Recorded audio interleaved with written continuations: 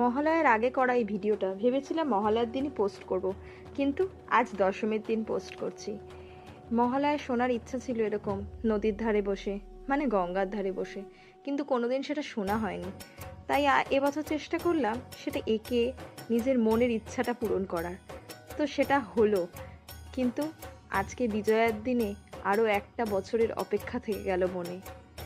তাই জন্য ভাবলাম আজকেই যদি ভিডিওটা পোস্ট করি, কারণ আগে তো করা হয়নি, আর পুজোটা একটা লম্বা ছুটি কাটিয়ে এলাম। এরপর ধীরে ধীরে আবার তোমাদের সাথে রেগুলার ভিডিও শেয়ার করব, আর মহালয়ার গানের সাথে অপেক্ষা করব আরও একটা বছরে, যখন উমা আবার আমাদের কাছে ফিরে আসবে, আমাদের সকলের ঘরে। বাজবে সকালবেলা, বাজলো তোমার আলোর বেণী।